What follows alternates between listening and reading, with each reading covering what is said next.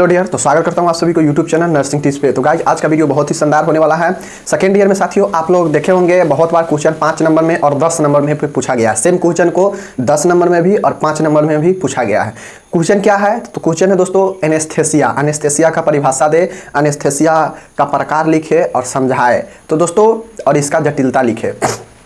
तो जो दोस्तों एनेस्थेसिया है, मैं बता देता हूँ कि एनेस्थेसिया के बारे में अगर आप पढ़ लेते हैं तो आपको ऐसे भी नॉलेज हो जाएगा, क्योंकि एनेस्थेसिया का दोस्तों जो जानकारी है होना बहुत ज़रूरी है। और दोस्तों सभी जगह पे जहाँ भी दोस्तों सर्जरी का बात आएगा वहाँ पे एनेस्थेसिया का बात आएगा ही। तो हम लोग चलिए देखते हैं बिना किसी देरी किए हुए। आपको अगर आप समझ लेते हैं, बहुत सारे लोगों को लगता होगा कि एनेस्थेसिया बहुत जटिल है, समझना बहुत जटिल है, लेकिन मैं बता देता हूँ बहुत आसान है। जी हाँ दोस्तों, बहुत आसान है समझना। बस ध्यान से कॉन्स्टेंट होकर 10 मिनट वीडियो 15 मिनट देख लीजिए, आपका एनेस्थेसिया क्लियर हो जाएगा टॉपिक। चलिए शुरू करते हैं साथियों। आप लोग एक चीज़ यहाँ पे देखिए, एनेस्थेसिया लिखा हुआ है, एनेस्थेसिया लिखा हुआ है। देखिए दोस्तों एनेस्थेसिया का मतलब होता है कि यहाँ पे देखिए एनेस्थेसिया, एनेस्थेसिया का अगर हमको परिभाषा लिखना होगा, क्योंकि परिभाषा भी लिखना ही होगा अगर 10 नंबर में पूछेगा तो दोस्तों मैं सीधा बता देता हूँ, नॉर्मल बता देता हूँ कि एनेस्थेसिया एक दवा है। जी हाँ दोस्तों, एनेस्थेसिया क्या है? एक दवा है। अब दोस्तों ये दवा के रूप हो सकता है, श्वास के थ्रू ले सकता है आदमी इसको यूज में, या हो सकता है दोस्तों इसको इंजेक्ट किया जाए, मतलब इंजेक्शन के थ्रू हो, या दोस्तों कभी कभी देखते होइएगा तो इसको दोस्तों लेप वगैरह मतलब पेस्ट वगैरह भी इसका आता है, जिसको लगा देने से उस स्थान को क्या करता है, शून्य कर देता है। उस स्थान में कोई चीज़ें आप हरकत नहीं होता है, या हरकत होगा भी तो पता नहीं चलता है पेशेंट को। तो लेप में भी ये यूज होता है, इंजेक्ट भी होता है, श्वास के थ्रू भी होता है और कहा जाता है। तो ये सारे चीज़ें हैं, तो अलग अलग प्रकार है, लेकिन क्या है, एक प्रकार का दवाइयाँ हैं। तो ही लिखा गया है कि एनेस्थेसिया एक वे दवाएं हैं जो शरीर में संवेदना को समाप्त कर देता है। दोस्तों शरीर में संवेदना को समाप्त कर देता है, इसका मतलब क्या हुआ? मतलब जो आपके शरीर में मूवमेंट होता है, आमतौर पे जो नॉर्मल व्यक्ति रहता है, अगर आपके शरीर में, अगर आप नॉर्मल हैं, आपके शरीर में कट जाता है या टूट फूट हो जाता है तो क्या होता है? पेन होता है। पेन होता है आपको, जब भी कटेगा शरीर में कहीं भी तो सीधा आपके दिमाग में बातें आएगा कि वो हमारे यहाँ पे कट गया, दर्द हो रहा है। पता चलेगा आपको कहाँ? सीधा, क्योंकि आपके शरीर में संपूर्ण जो बॉडी पार्ट है वो नर्वस सिस्टम से जुड़ा हुआ है। तभी दोस्तों अगर शरीर में कहीं भी कुछ होता है तो तुरंत माइंड को दोस्तों संदेश पहुंचता है कि ओ हमारे शरीर में तो ये चीज़ काट लिया, ओ हमारे यहाँ पे तो कट गया। तो ये दोस्तों नर्वस सिस्टम का काम होता है कि संदेश को दोस्तों सभी अंगों से कलेक्ट करना। लेकिन एनेस्थेसिया में होता क्या है कि जब व्यक्ति पेशेंट को एनेस्थेसिया दिया जाता है, ये एनेस्थेसिया कब दिया जाता है? तो सर्जरी से दोस्तों पूर्व, किसी भी प्रकार के सर्जरी हो, सर्जरी से पूर्व पेशेंट को एनेस्थेसिया दिया जाता है। क्यों दिया जाता है? ताकि पेशेंट में कोई हलचल ना रहे। अगर उसे सर्जरी हो तो पेशेंट एकदम मरा हुआ अवस्था में रहे, और सर्जरी हो जाने के बाद धीरे धीरे फिर उसको नॉर्मल किया जाता है। तो ये एनेस्थेसिया होता है। वही चीज़ को यहाँ पे लिखा गया है कि यह एक वे दवाएं हैं जो शरीर के आपके संवेदना को क्या करता है, समाप्त कर देता है, मतलब मूवमेंट को समाप्त कर देगा। तो ये चीज़ें हैं।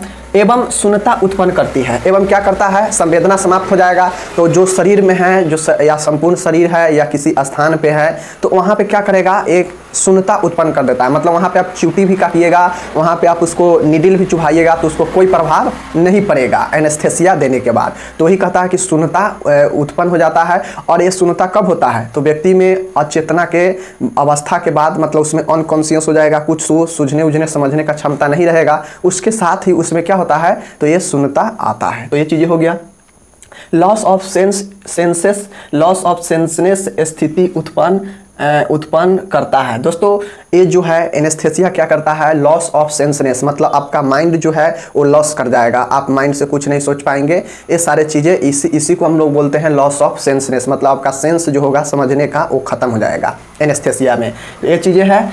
और उपयोग होने वाली दवाइयाँ एनेस्थेटिक एजेंट कहलाता है। दोस्तों जो एनेस्थेसिया में उपयोग होता है उस दवाई को हम लोग एनेस्थेटिक एजेंट कहते हैं। अब ये दवाइयाँ पेस्ट के रूप में भी हो सकता है, ये दवाइयाँ इंजेक्शन के रूप में भी हो सकता है, ये दवाइयाँ श्वास के थ्रू लेने वाला भी हो सकता है, क्योंकि बहुत लोगों को श्वास के थ्रू सूंघा कर बेहोश किया जाता है। तो ये सारी चीज़ें हैं। तो ये चीज़ हो गया, आप लोग समझ गए एनेस्थेसिया क्या होता है बिल्कुल आसान से। अब चलिए हम लोग समझते हैं कि एनेस्थेसिया का टाइप क्या होता है, क्योंकि हमको टाइप भी पढ़ना है। तो दोस्तों टाइप्स ऑफ एनेस्थेसिया, एनेस्थेसिया का क्या टाइप होता है?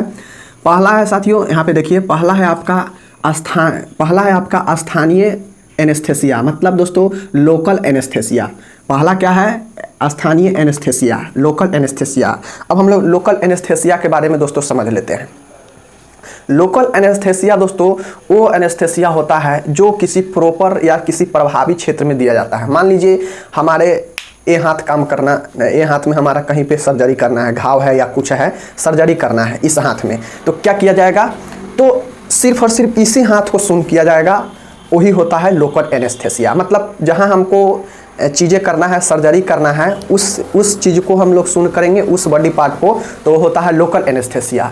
उसके बाद दोस्तों आता है यहाँ पे जनरल एनेस्थेसिया, मतलब बेहोशी करना। जनरल एनेस्थेसिया का मतलब होता है कि बेहोश कर देना पेशेंट को या पूर्ण रूप से संपूर्ण शरीर को बेहोश करना, ये होता है जनरल एनेस्थेसिया। तो इसमें पेशेंट को पूरा शरीर को ही शून्य कर दिया जाता है, पूरा उसके शरीर में कोई हलचल नहीं रहता है। जबकि लोकल एनेस्थेसिया में क्या होता है कि सिर्फ जहां हमको सर्जरी करना है, जिस पार्ट में, जिस बॉडी के, उसी भाग को शून्य किया जाता है, तो ये लोकल एनेस्थेसिया होगा। जनरल एनेस्थेसिया होगा कि संपूर्ण शरीर को ही बेहोश कर दिया जाता है इसमें, तो ये हो जाएगा जनरल एनेस्थेसिया। जनरल एनेस्थेसिया दो प्रकार के, कौन कौन से, तो यहाँ पे देखिए जनरल एनेस्थेसिया दो प्रकार के, एक है इंट्रावेनस एनेस्थेसिया और एक है इनहेलेशन एनेस्थेसिया। तो ध्यान में रखिएगा, इंट्रावेनस क्या होता है, तो जो दोस्तों आपको इंट्रावेन में इंजेक्ट किया जाता है, जो आपका इंट्रावेन होता है ना दोस्तों, आईवी जिसको हम लोग बोलते हैं शॉर्ट में, तो जो इंट्रावेन में आपको इंजेक्ट किया जाता है क्या चीज़, एनेस्थेसिया, वो होता है इंट्रावेन एनेस्थेसिया। और इसके इंजेक्ट करने से पूरे शरीर में बेहोशी आ जाता है, पूरे शरीर में बेहोशी उत्पन्न हो जाता है, इंट्रावेन। दूसरा है इनहेलेशन एनेस्थेसिया। इनहेलेशन एनेस्थेसिया किसका प्रकार है, तो जनरल एनेस्थेसिया का। इनहेलेशन में ये होता है, इनहेलेशन मतलब अंतः श्वसन, मतलब श्वसन के थ्रू।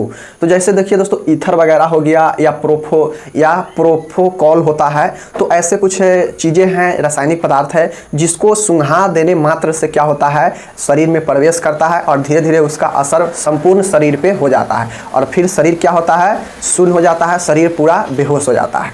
तो यही चीज़ें होता है इनहेलेशन एनेस्थेसिया में, मतलब श्वसन के थ्रू पेशेंट को एनेस्थेसिया दिया जाता है, जिससे पेशेंट बेहोशी हो जाते हैं और उसका संपूर्ण शरीर बेहोश हो जाता है, तो वो होता है इनहेलेशन। क्योंकि श्वास लेते हैं तो संपूर्ण शरीर में दोस्तों जाता है ऑक्सीजन, तो संपूर्ण शरीर में ऑक्सीजन ब्लड सर्कुलेट होता है, तो वही ब्लड और सर्कुलेट क्या करता है, संपूर्ण शरीर में जो भी पदार्थ को सूंघाया जाता है श्वास के थ्रू, उसको क्या करता है, पूरे बॉडी पार्ट में फैला देता है और फिर पूरे बॉडी पार्ट में उसका प्रभाव पड़ जाता है और फिर संपूर्ण शरीर क्या करता है, काम होना बंद हो जाता है। उसका जो नर्व सिस्टम है वो ब्लॉक हो जाता है, क्योंकि नर्व ब्लॉक हो जाएगा, ब्रेन में ब्लॉक हो जाएगा, तो कुछ भी शरीर में हो उससे कोई मतलब नहीं होता है, क्योंकि नर्व का ही ब्लॉक हो जाएगा तो हमारे दिमाग में कुछ आएगा ही नहीं उससे संबंधित, तो क्या हो रहा है शरीर में, क्या नहीं हो रहा है, क्या पता चलेगा। तो यही चीज़ें हैं। तो ये हो गया। अब हम लोग देखते हैं दोस्तों, तीसरा है स्पाइनल एनेस्थेसिया। दोस्तों तीसरा है स्पाइनल एनेस्थेसिया। स्पाइनल एनेस्थेसिया क्या होता है, मेरुदंड एनेस्थेसिया। तो दोस्तों मेरुदंड एनेस्थेसिया वो एनेस्थेसिया होता है जो दोस्तों क्या करता है, आपके शरीर में जो स्पाइनल होता है ना साथियों, तो स्पाइनल एनेस्थेसिया में क्या होता है, हमारे शरीर में जैसे पैर हो गया या दोस्तों स्पोनाय दोस्तों जो, तो साथियों जो स्पाइनल आपका जो स्पाइनल एनेस्थेसिया ये जो होता है ना, ये क्या करता है आपका, तो जो हमारा स्पाइनल कॉर्ड में जब एनेस्थेसिया कब दिया जाता है, तो दोस्तों स्पाइनल कॉर्ड के सब आर्केनॉइड स्पेस में इंजेक्ट किया जाता है क्या चीज़, एनेस्थेसिया। जी हाँ दोस्तों, स्पाइनल कॉर्ड के किस भाग में दोस्तों एनेस्थेसिया दिया जाता है, तो सब आर्केनॉइड स्पेस में जो है इंजेक्ट किया जाता है और फिर क्या होता है, व्यक्ति को बेहोश किया जाता है। ये जो भाग है दोस्तों, ये किसको प्रभावित करता है, तो सामान्यतः यह बॉडी के निचले भाग, जैसे पैर हो गए, जैसे एब्डोमिनल एरिया हो गया, वहाँ से लेके पैर तक दोस्तों इसको क्या किया जाता है, प्रभावित किया जाता है स्पाइनल एनेस्थेसिया में। मतलब क्या समझे कि जब स्पाइनल एनेस्थेसिया है उसमें सामान्यतः क्या करता है कि अगर हमारे बॉडी के ऊपरी पार्ट को नहीं बेहोश करना है, सिर्फ नीचे पार्ट का हमको सर्जरी करना है, तो निचले पार्ट को हमको क्या करना होगा कि उसको या स्पाइनल के आसपास के क्षेत्रों को क्या करना होगा, एनेस्थेसिया करना है, तो हम तो संपूर्ण भाग को करेंगे नहीं, तो इसलिए स्पाइनल एनेस्थेसिया लाया गया ताकि स्पाइनल के आसपास के क्षेत्रों को अगर सर्जरी करना हो तो वहाँ पे एनेस्थेसिया दिया जाएगा, तो ये स्पाइनल एनेस्थेसिया का उपयोग किया जाएगा। इसमें दो प्रकार है। पहला प्रकार क्या है, एपिड्यूरल एनेस्थेसिया। पहला क्या है, एपिड्यूरल एनेस्थेसिया। अब ये एपिड्यूरल एनेस्थेसिया कहाँ दिया जाता है, तो जो स्पाइनल कॉर्ड, स्पाइनल एनेस्थेसिया है ना, मेरुदंड, तो ये स्पाइनल कॉर्ड के एपिड्यूरल भाग में इंजेक्ट किया जाता है। या दोस्तों प्रविष्ट किया जाता है या इंजेक्ट किया जाता है, वही चीज़ें हैं। तो स्पाइनल एनेस्थेसिया यानी मेरुदंड एनेस्थेसिया, मेरुदंड एनेस्थेसिया का दो पार्ट, एपिड्यूरल एनेस्थेसिया और दूसरा है स्पाइनल एनेस्थेसिया। तो ये चीज़ों को ध्यान में रखिए।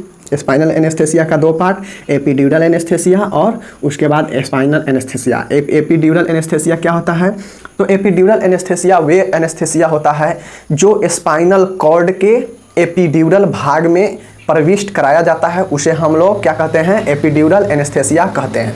अब हम आते हैं स्पाइनल एनेस्थेसिया में। तो स्पाइनल एनेस्थेसिया क्या होता है, जो कि दूसरा भाग है स्पाइनल एनेस्थेसिया का।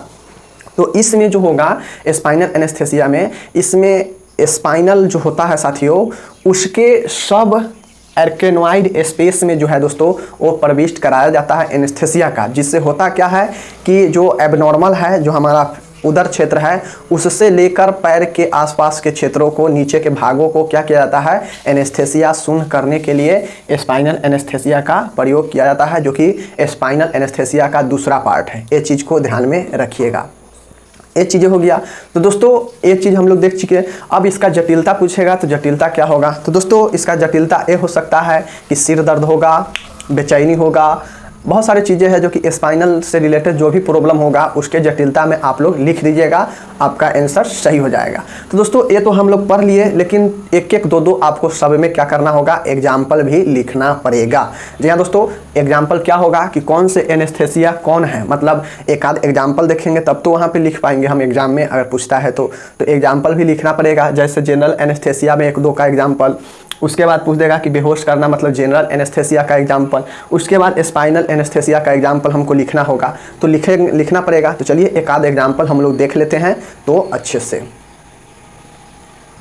तो फ्रेंड यहाँ पे हम लोग देखेंगे, यहाँ पे हम लोग एग्जाम्पल भी लिख चुके हैं। आप लोग को मैं ज़्यादा एग्जाम्पल नहीं दिया हूँ, दो एग्जाम्पल आप लोग याद रखिएगा एग्जाम के लिए। अगर ये पूछा है तो आप लोग एग्जाम्पल में यही दो को लिख दीजिएगा, दो को। जी हाँ दोस्तों, तो दोस्तों जो हम लोग लोकल एनेस्थेसिया देखे हैं, स्थानीय एनेस्थेसिया, तो दोस्तों इसमें एक होता है एमिथोकेन। जी हाँ दोस्तों, ध्यान में दीजिएगा, एमिथोकेन हाइड्रोक्लोराइड, एमिथोकेन हाइड्रोक्लोराइड।